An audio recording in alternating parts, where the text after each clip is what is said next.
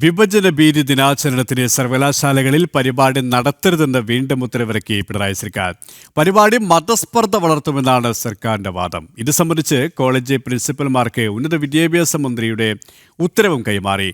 പരിപാടിക്കെതിരെ നിലപാടുമായി SFIയും പരിപാടി സംഘടിപ്പിക്കണമെന്ന നിലപാടിൽ ABVPയും രംഗത്തുണ്ട്. ഇവരുമായി ശാലിനി ചേരുകയാണ്. ശാലിനി, ഒരു തരത്തിലും പരിപാടി സംഘടിപ്പിക്കരുത് എന്നുള്ള നിഷേധാത്മകമായ നിലപാട് തന്നെയാണ് സർക്കാർ ആവർത്തിച്ചുകൊണ്ടിരിക്കുന്നത്. സർക്കുലർ എന്തൊക്കെയാണ് പറയുന്നത്?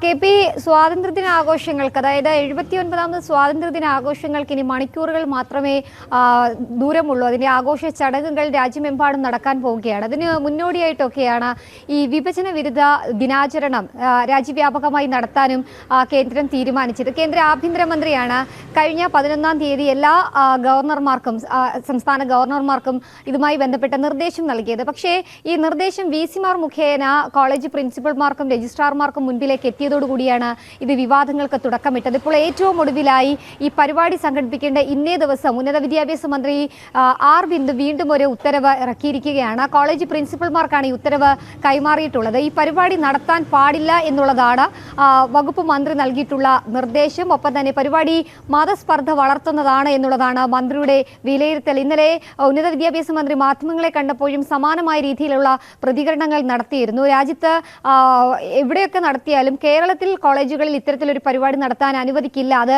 നടത്തില്ല എന്നുള്ളൊരു കാര്യമാണ് മന്ത്രി പറയുകയും ചെയ്തത്.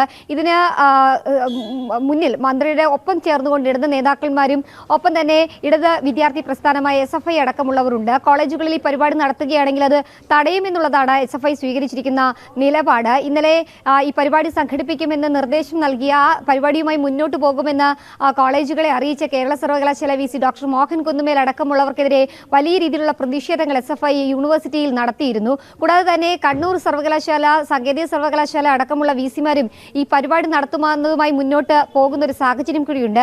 ഇതിനിടയിലാണ് മന്ത്രി വീണ്ടും ഒരു വിവാദ ഉത്തരവ് ഇറക്കിയിരിക്കുന്നത് എന്നുള്ളതാണ് ഏറ്റവും ശ്രദ്ധേയമായിട്ടുള്ള കാര്യം. അതേസമയം തന്നെ പരിപാടി നടത്തും എന്നുള്ള നിലപാട് ABVP സ്വീകരിച്ചിട്ടുണ്ട്. തിരുവനന്തപുരം ധനുവച്ചപുരം NSS കോളേജിൽ അടക്കം ഈ പരിപാടി ഇന്ന് സംഘടിപ്പിക്കുകയാണ്.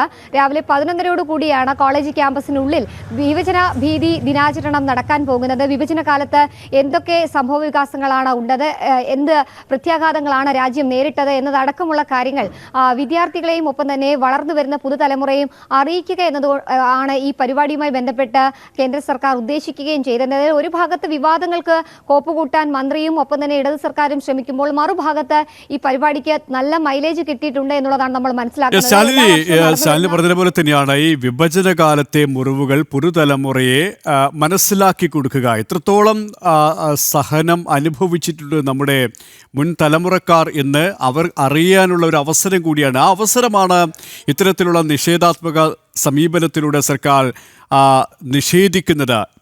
ഇവിടെ ഈ സർവകലാശാലകളെ എല്ലാ തരത്തിലും പ്രക്ഷുബ്ധമാക്കാനുള്ളൊരു നീക്കം തന്നെയാണ് സർക്കാരിൻ്റെ ഭാഗത്തിനുണ്ടായത്. അത് SFIയുടെ ഭാഗത്തായി കഴിഞ്ഞാലും ഇടത് നേതാക്കളുടെ ഭാഗത്തു നിന്നുമായി കഴിഞ്ഞാലും അല്ലേ. ഇന്ന് നടക്കുന്ന കേരള സർവകലാശാല അക്കാദമിക് കൗൺസിൽ യോഗം ഇത്തരത്തിൽ അലങ്കോലമാക്കാനുള്ള ഒരു നീക്കം തന്നെയാണോ മുന്നിലുള്ളത്?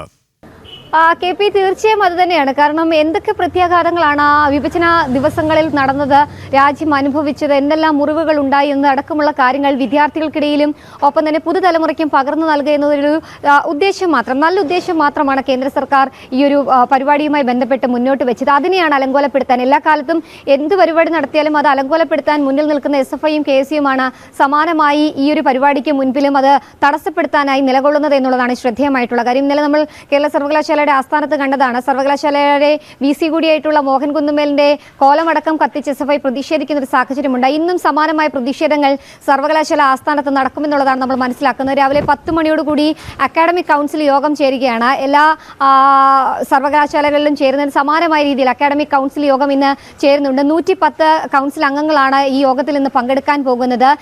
അതായത് ഇപ്പോൾ നിലവിൽ രജിസ്ട്രാറുടെ ചുമതലയുള്ള മിനി D. കാപ്പനാണ് ഈ ഒരു ചുമതല ഇന്ന് ഈ പരിപാടിയിൽ നിർവഹിക്കുന്നത്. നിർവഹിക്കാൻ പോകുന്നത്. VC പങ്കെടുക്കുന്നുണ്ട്.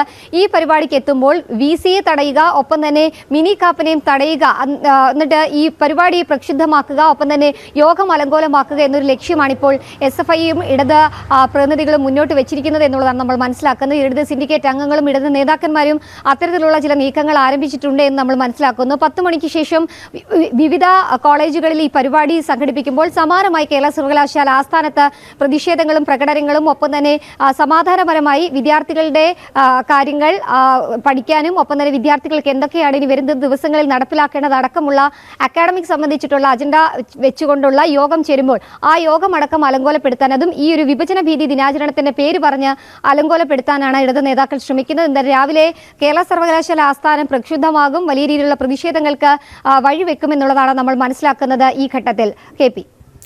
തിരുവനന്തപുരത്തിനും ശാലിനിയാണ് വിശദാംശങ്ങൾ നൽകിയത്.